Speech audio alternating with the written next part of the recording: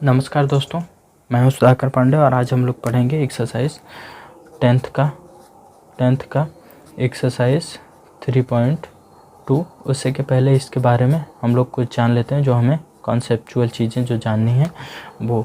लेकिन उससे पहले सबसे ज़रूरी बात कि आप लोग मेरे चैनल को ज़्यादा से ज़्यादा लाइक शेयर और सब्सक्राइब करें। और आप लोग मुझसे पर्सनली सुधाकर पांडे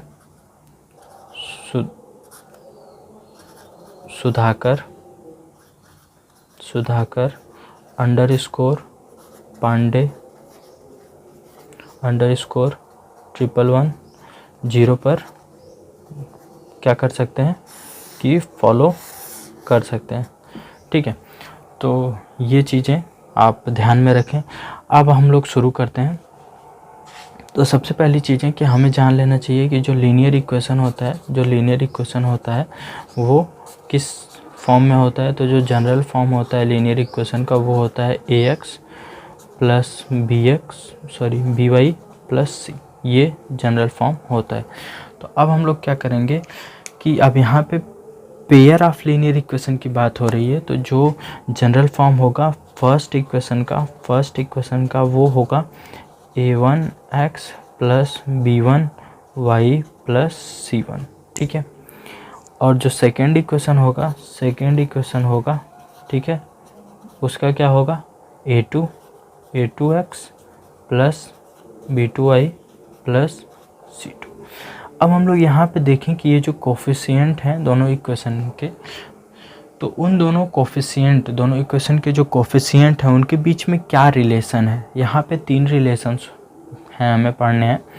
अगर तीनों रिलेशंस में जो भी रिलेशन वेरीफाई होगा उसके अकॉर्डिंग क्या होगा कि यहाँ पे वो लाइन का फॉर्मेशन होगा। जब भी हम लोग ग्राफिकल रिप्रेजेंटेशन करेंगे या उसका सॉल्यूशन फाइंड आउट करेंगे तो वो उस बेसिस पे हम लोग फाइंड आउट कर सकते हैं सॉल्यूशन आएगा या नहीं होगा।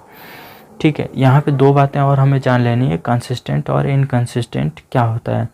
ठीक है, तो कंसिस्टेंट और इनकंसिस्टेंट। ठीक है, तो कंसिस्टेंट इक्वेशन ऐसा इक्वेशन होता है जिसको सॉल्व करने पर उसमें से कुछ सॉल्यूशन निकल जाए, एक्स और वाई की वैल्यू निकल जाए, उसे हम लोग कंसिस्टेंट इक्वेशन कहते हैं। और इनकंसिस्टेंट इक्वेशन वो होते हैं। ठीक है, तो यहाँ पे हम लोग देख लेते हैं कंसिस्टेंट।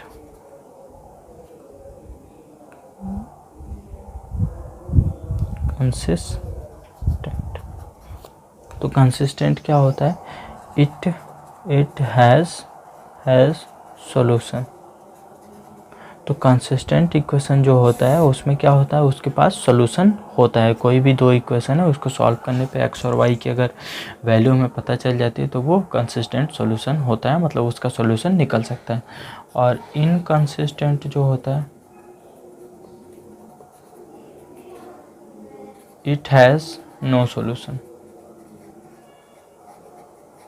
तो इनकंसिस्टेंट जो होता है उसका सॉल्यूशन नहीं होता है, मतलब अगर हम लोग उसको सॉल्व करते हैं तो एक्स और वाई की वैल्यू नहीं निकलती, एक्स वाई एलिमिनेट हो जाता है या फिर किसी भी तरह से उसकी वैल्यू नहीं निकलती, तो उसे हम लोग क्या कहते हैं, इनकंसिस्टेंट सॉल्यूशन कहते हैं।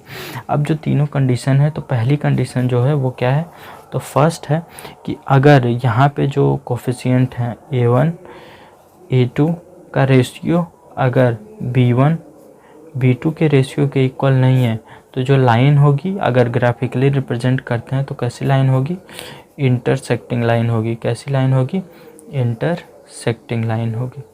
इंटरसेक्टिंग लाइन होगी। और इसका दूसरा पॉइंट क्या होगा कि इसके पास एक सॉल्यूशन होगा। क्या होगा, यूनिक सॉल्यूशन या एग्जैक्टली वन सॉल्यूशन। यूनिक और एग्जैक्टली वन सॉल्यूशन। ठीक है, तो ये पहला पॉइंट हमें याद रखना है। ठीक है, सबसे इम्पोर्टेंट पॉइंट है ये तीनों पॉइंट ही इम्पोर्टेंट है। सेकंड पॉइंट क्या है, सेकंड पॉइंट है कि जिसमें a1 upon a2 b1 upon b2 और a1 upon a2 b1 upon b2 के इक्वल, और ये b1 अपॉन b2 क्या हो, c1 अपॉन c2 के इक्वल, मतलब तीनों कोफिशिएंट का रेशियो क्या हो, आपस में इक्वल हो। तो इस कंडीशन में जो लाइन होगी वो क्या होगी, कॉन्सिडेंट लाइन होगी। ठीक है, कैसी लाइन होगी, कॉन्सिडेंट लाइन होगी। ठीक, जब हम लोग रिप्रेजेंट करेंगे तो कॉन्सिडेंट लाइन का मतलब कि उसी लाइन के ऊपर दूसरी लाइन भी हम लोग क्या करेंगे, उसी पे कॉन्साइड कर जाएगी, एक लाइन के ऊपर ही दूसरी लाइन बनेगी। इसका जो सॉल्यूशन होगा वो क्या होगा, बहुत सारे होंगे, मतलब इनफाइनाइटली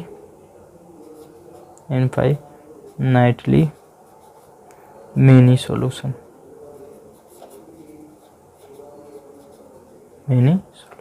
तो इसके क्या होंगे, बहुत सारे सॉल्यूशन होंगे।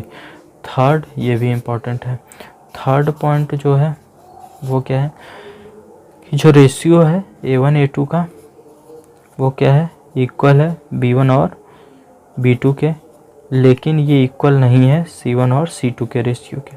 ठीक है, तो इस केस में जो लाइन बनेगी वो कैसी बनेगी, पैरेलल लाइन बनेगी। कैसी लाइन बनेगी, पैरेलल लाइन बनेगी।